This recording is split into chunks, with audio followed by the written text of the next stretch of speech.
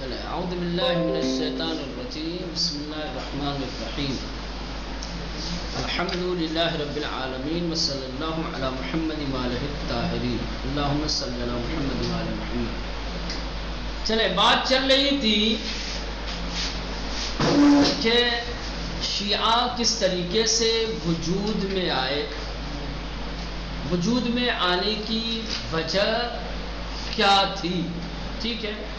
اس کے بارے میں مؤرخین نے جو الگ الگ نظریات پیش کیے ہیں اس کی بررسی کر رہے تھے۔ کل ابن خلدون کا نظریہ آپ لوگوں نے پڑھا اور اس سے آگاہ ہوئے۔ آج طبری اس سلسلے میں کیا کہتا ہے، تاریخ کی بڑی شخصیت ہے، تاریخ نویسوں میں، تاریخ لکھنے والے علماء اور مؤرخین میں ایک بڑا نام ہے طبری۔ طبری ہم در این مورد چنین میگوید، طبری بھی اس سلسلے میں شیعوں کے وجود آنے کے سلسلے میں کہ شیعہ کس طریقے سے وجود میں آئے، کہتے ہیں کہ انصار در سقیفہ بنی ساعدہ جمع شدن۔ رسول خدا کی رحلت کے بعد انصار جانتے ہیں کس کو کہتے ہیں؟ انصار کس کو کہتے ہیں؟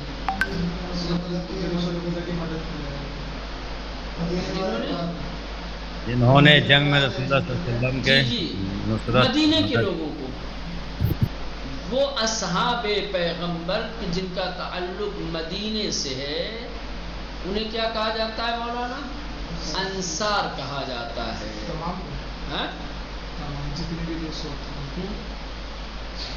مدینے والے انصار، رسول خدا ہجرت کر کے مکے سے جب مدینے گئے ہیں، ٹھیک ہے، تو جن لوگوں نے رسول خدا کا استقبال کیا، جو لوگ ایمان لے آئے اور جو نبی کریم کے ساتھ ساتھ رہے، مدینے کے لوگ، انہی کو انصار کہا جاتا ہے۔ تو کہہ رہے کہ رسول خدا کے رحلت کے بعد انصار سقیفہ بنی ساعدہ میں اکٹھا ہوئے تاکہ سعد ابن عبادہ کی بیعت کریں۔ کس کی بیعت کے لیے جمع ہوئے تھے؟ سعد ابن عبادہ کی۔ یہ خبر کسی طرح سے ابو بکر تک پہنچ گئی۔ ابو بکر کو اطلاع ملی کہ انصار سقیفہ بنی ساعدہ میں کیا ہے، سعد ابن عبادہ کی بیعت کرنے کے لیے جمع ہوئے ہیں، لہذا بہمراہ عمر و ابو عبیدہ جرہ بسقیفہ آمد۔ جلدی جلدی ابو بکر جو ہے عمر اور ابو عبیدہ جرہ کے ساتھ سقیفہ پہنچے، سقیفہ آ گئے اور کہنے لگے کیا بات ہے بھائی، کیا چل رہا ہے، کیا ہو رہا ہے یہاں؟ انصار نے کہا امیری ازما باشد و امیری الشما، ایک امیر ایک حاکم ہمارا ہو، ایک امیر اور ایک حاکم آپ کا ہو۔ اب اس سے مراد یا تو یہ ہے کہ پہلے ہمارا ہو پھر اس کے بعد تمہارا ہو جائے گا، پہلے تمہارا ہو پھر بعد میں ہمارا ہو جائے گا، اس طریقے سے، یا یہ کہ مملکت اسلامی کو، جو اسلامی سرزمین ہے، اس کو دو حصوں میں تقسیم کیا جائے، ایک حصے کی ریاست دے دی جائے ہمارے لوگوں کو، انصار کے لوگوں کو، اور دوسری کیا ہے، ابو بکر۔ تو اس طریقے سے کہا کہ ایک امیر اور حاکم ہمارا اور ایک آپ۔ ابو بکر نے کہا امیران ازما باشن و وزیران از بین شما، نا حاکم ہمارے ہوں گے، وزراء تمہارے ہوں گے، حاکم اور سرپرست ہمارے قوم قبیلے سے، ہمارے لوگوں سے، باقی جو ان کے وزراء ہوں گے وہ انصار میں سے ہوں گے۔ تا ان کے عمر با ابو بکر بیعت کرتا۔ اب یہ سب باتیں چل ہی رہی تھی کہ عمر نے ابو بکر کا ہاتھ پکڑا اور بیعت کر لی۔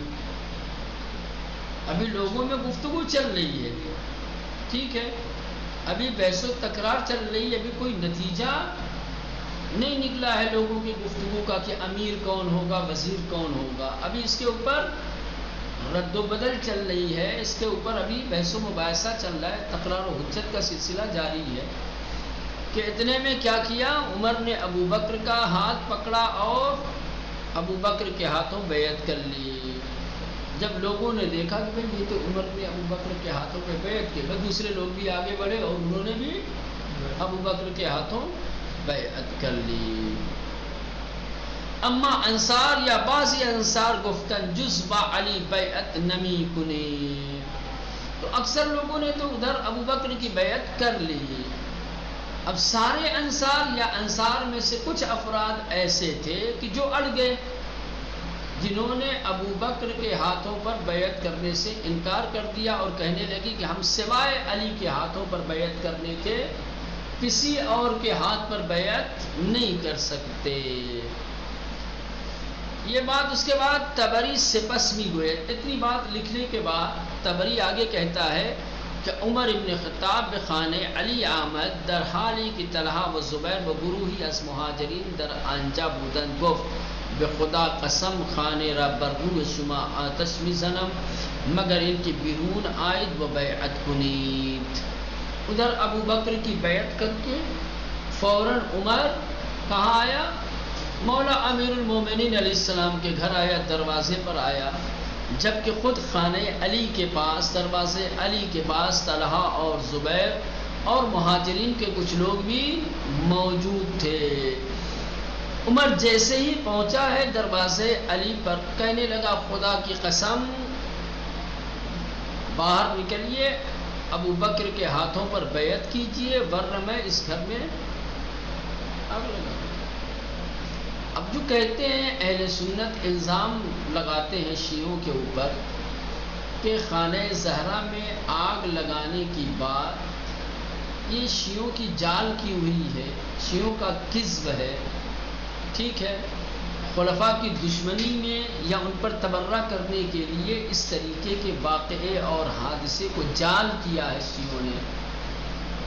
یہ مورخ ہمارا نہیں ہے، یہ مورخ ہمارا نہیں ہے، طبری اہل سنت کا مورخ ہے، لیکن یہ لکھ رہا ہے۔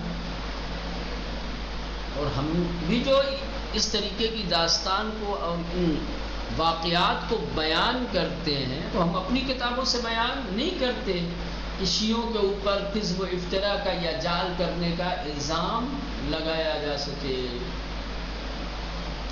ہم اپنی ساری باتیں دلیل کی بنیاد پر تمہاری کتابوں سے حوالے کے ساتھ بیان کرتے ہیں، حوالہ یہ ہے، ٹھیک ہے۔ چلے بہر صورت پہ یہ ہوا تعین کہ عمر با ابو بکر بیعت کر، رتبہ آخر میں آ کر کے ٹھیک ہے عمر پہنچا علی کے دروازے پہ اور کہنے لگا بے خدا قسم خانے را برہم شما آتش میزنم، خدا کی قسم میں آپ کے گھر میں آگ لگا دوں گا مگر ان کی بیرون آئے، مگر یہ کہ آپ باہر نکلیں وبیعت کنید۔ اور ابو بکر کی تاریخ تبری جلد 2 صفحہ نمبر نہیں دیا ہے۔ یعقوبی ہم اب یہ ایک تیسرا مورخ، تیسرا ایک نامور مورخ یہ شیعوں کے وجود میں آنے کے سلسلے میں کیا نظریہ رکھتا ہے، کیا بیان کیا ہے۔ یعقوبی ہم در تاریخ خود، تاریخ یعقوبی نام ہے کتاب کا، ٹھیک ہے ہاں۔ یعقوبی ہم در تاریخ خود می نویسد گروهی از مهاجرین و انصار از بیعت با ابو بکر تخلف کردند و به علی ابن ابی طالب تمایل نشان دادند، از جمله عباس ابن عبد المطلب، فضل ابن عباس، زبیر ابن عوام، خالد ابن سعید، مقداد ابن عمر، سلمان فارسی، ابو ذر غفاری، عمار ابن یاسر، برا ابن عادل، ابی ابن کعب۔ یعقوبی کہتے ہیں کہ مہاجرین اور انصار کی ایک جماعت نے، کچھ مہاجرین کے افراد اور کچھ انصار کے افراد نے ابو بکر کی بیعت کرنے سے انکار کر دیا، کہا ہم ابو بکر کے ہاتھوں پر بیعت نہیں کریں گے، اور علی کے ہاتھوں پر بیعت کرنے کا تمایل یعنی رجحان پیش کیا کہ ہم علی کے ہاتھوں پر بیعت کرنا چاہتے ہیں، ہم علی کے ہاتھوں پر بیعت کرنا چاہتے ہیں، ہم ابو بکر کے ہاتھوں پر بیعت نہیں کریں گے۔ جن لوگوں نے مہاجروں انصار میں سے جن لوگوں نے ابو بکر کی بیعت کا انکار کیا اور علی کے ہاتھوں بیعت کرنے کی ترجیح کی بات کہی یا ترجیح ظاہر کی، وہ کون کون تھے؟ عباس ابن عبد المطلب، فضل ابن عباس، زبیر ابن عوام، خالد ابن سعید، مقداد ابن عمر، سلمان فارسی، یہ تمام لوگ۔ اب یہاں پر بھی اس یعقوبی کی اس عبارت سے بھی سمجھ رہے ہیں اہل سنت کی جانب سے شیعوں کے اوپر کیے گئے ایک بڑے اعتراض کا جواب ملتا۔ اہل سنت شیعوں کے اوپر ایک اعتراض یہ بھی کرتے ہیں کہ ابو بکر کی سب نے بیعت کر لی تھی، تو ایک علی نے کیوں انکار کیا؟ کیا ہے؟ ابو بکر کی سب نے بیعت کر لی تھی، تو ایک علی نے ابو بکر کی بیعت سے انکار کیوں کیا؟ یا یوں کہا جائے کہ ابو بکر کی خلافت کا کوئی منکر نہیں تھا، کوئی مخالف نہیں تھا سوائے علی کے۔ علی نے مخالفت کر کے امت مسلمہ کے درمیان جو ہے اختلاف کھڑا کیا۔ یہ سارے نام کہاں جائیں گے؟ ایک علی کیوں؟ اتنی بڑی جماعت ہے بھائی، اور وہ بھی اصحاب پیغمبر میں سے، یہ سارے جلیل القدر اصحاب ہیں۔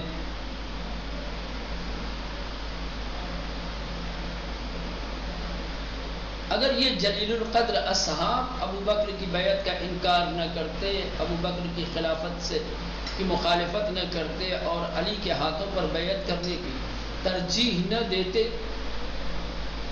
تو شاید ہم بھی خاموش ہو جاتے۔ لیکن ہمارے ساتھ تمہارے ساتھ اگر اصحاب پیغمبر ہیں تو ہمارے ساتھ بھی اصحاب پیغمبر کی عظیم جماعت ہے جو علی کو اپنا کیا ہے امام اور پیشوا مانتی ہے، رسول کا خلیفہ اور جانشین مانتی ہے۔ تمہاری بیعت تمہاری خلافت اگر لوگوں کی رائے سے ہے، یہ خلافت کس کی رائے سے؟ یہاں پہ تمہارے لوگ رائے لینے والے یا نہیں؟ بہرصورت چلیں، تو یہ بزرگ اصحاب کے نام یہاں پر موجود ہیں کہ جنہوں نے ابو بکر کی بیعت کا انکار کیا اور حضرت علی علیہ السلام۔ یہ وہ واقعہ ہے، یہ تاریخ کا وہ واقعہ ہے کہ جہاں سے شیعہ ظاہر ہوئے، وجود میں آئے۔ اب یہ دکتور احمد امین، یہ ایک بہت ہی متعصب اہل سنت مورخ ہے، رائٹر ہے، شیعوں کے خلاف بہت زہر لکھتا ہے، سمجھ گئے؟ اتفاق سے ابھی اس سے پہلے والے جو چل رہا تھا ترم اپنا، اس میں ایک کتاب تھی، پڑھ رہے تھے عقائد امامیہ۔ کیا پڑھ رہے تھے؟ عقائد امامیہ میں بحث چل رہی تھی رجعت کی، کس کی؟ رجعت کی بحث۔ تو یہ ڈاکٹر احمد امین کی ایک کتاب کا حوالہ دیا تھا، انہوں نے کہا ہے کہ شیعہ فرقے کے اندر یہودیت کے عقائد پائے جاتے ہیں۔ شیعوں میں رجعت کا عقیدہ کیا ہے؟ یہودیوں سے آیا ہے۔ عقیدہ رجعت یہ مسلمانوں کا عقیدہ نہیں ہے، کس کا ہے؟ یہودیوں کا عقیدہ ہے، اور شیعوں نے اپنا یہ عقیدہ انہی لوگوں سے لیا ہے۔ گویا رجعت کے عقیدے پر یہود اور شیعہ برابر ایک ہی جیسے۔ رجعت پر جو عقیدہ یہودیوں کا ہے وہی عقیدہ شیعوں کا، صحیح ہے، اس کی وہاں کو کاٹ دیا، دلیل دیا۔ کبھی اولاً تو یہ کہ رجعت کو جس معنی میں تم لیتے ہو اس معنی میں تم رجعت کو تناسخ سمجھتے ہو جو یہودیوں کا عقیدہ ہے، اور ہم رجعت کو معاد جسمانی مانتے ہیں جو قرآنی عقیدہ ہے، مسلمانوں کا عقیدہ ہے۔ دوسرے اگر مان بھی لیں کہ چلو بھائی رجعت جو ہے یہودیوں کا عقیدہ ہے اور وہی عقیدہ ہمارا بھی ہے، تو کیا یہودیوں اور مسلمانوں کے عقائد میں بہت سارے عقائد ایسے نہیں ہیں کہ جس میں اشتراک پایا جاتا ہے؟ یہودیوں کے اور مسلمانوں کے بہت سارے عقائد ایسے ہیں جو مشترک ہیں، وہاں کیوں نہیں کہتے کہ مسلمانوں کا یہ عقیدہ یہودیوں سے آیا ہے؟ اگر رجعت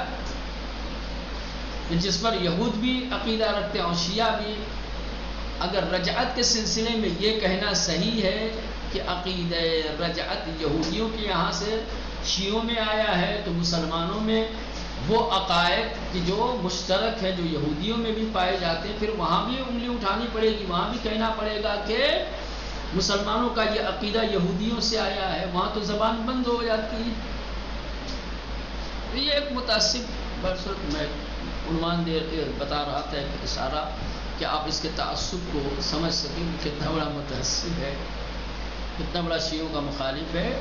دکتر احمد امین یہ کہتا ہے کہ اولین بذر شیعہ گروہی ہستن کی پس از وفات پیغمبر اہل بیت اورا سزاوار ترین افراد برائے خلافت آن حضرت میں دانستند۔ دیکھیں بات کو کتنی محدود کر دیا یعقوبی نے، اور اس کے اوپر جو تبری کی عبارت گزری ہے، تبری کی عبارت میں یعقوبی کی عبارت میں آپ دیکھیں کہ حضرت علی علیہ السلام کی خلافت کے حامی اور ابو بکر کی خلافت کے منکر ایک پوری گروہ، ایک جماعت ہے، اصحاب و انصار کی، اصحاب پیغمبر کی۔ لیکن یہ دیکھتے رہے کہ شیعہ کا پہلا بیج جن لوگوں نے ڈالا یہ وہ لوگ ہیں کہ جنہوں نے وفات پیغمبر کے بعد اہل بیت اورا سزاوار ترین افراد برائے خلافت آن حضرت میں دانستند۔ اہل بیت اورا، اس کو اہل بیت اورا سزاوار ترین افراد، کہ جس کو اہل بیت افراد خلافت کے لیے سب سے بہتر اور افضل سمجھتے تھے۔ یعنی اس کی عبارت کے مطابق علی کی خلافت کے حامی صرف اہل بیت تھے اور کوئی نہیں تھا۔